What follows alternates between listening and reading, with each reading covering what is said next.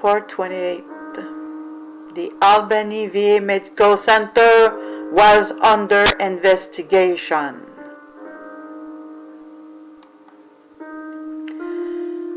The investigation has uncovered multiple crimes and violations that have put patients' lives at risk.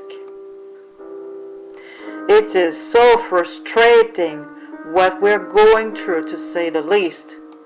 Ash was in such a pain he had to ask me to ask again for the nurses to come.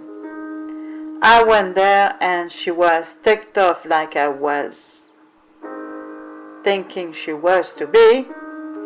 After she came back and wanted to give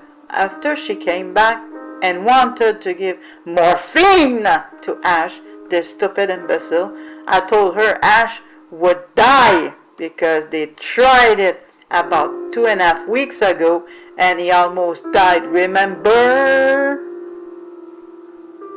Is anybody there?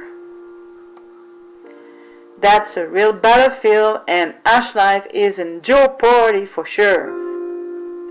Even though I told her my husband would die, she came back saying to Ash, "You are refusing to take the morphine." This was a quote. And I replied, "He is not refusing to take morphine. He knows fully well he will die if he would take it." In other words, he was not refusing help. He was just refusing to be destroyed. He even went as far as asking me to call the previous floor, where he was the 8th floor, to ask to a doctor because he was in such excruciating pain. I thought he would die because of the pain. I finally called on the phone the previous floor and they told me they are not taking care of him anymore because he's now at the intensive care unit. Right? Just a fucking maze, that's what it was. And it happened something else, as if this would not be enough.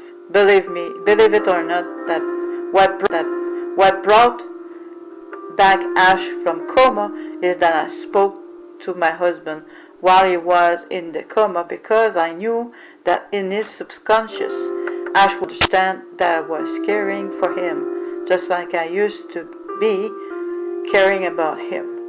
So I was talking to him just like he was conscious because when he was coma he could have died and I wanted to prevent that to happen, so his death was postponed again because he finally died.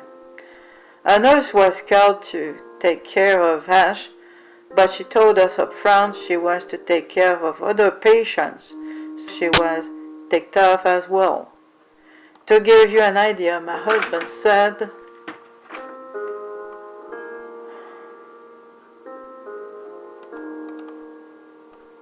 sorry about that.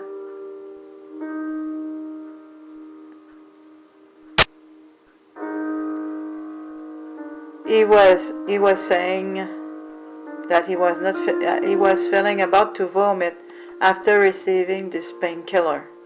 Her answer was, quote, "Close your mouth and breathe through your nose," end of the quote, and quote, "Concentrate on your respiration," end of the quote. And she told Ash to not talk to me at all, like he would be a little boy. So, because Ash wanted to get rid of the thing he thought he needed to vomit in the bag, while the painkiller was beginning to work, he asked me to remove it. In other words, he had less nausea, so he wanted me to remove the bag.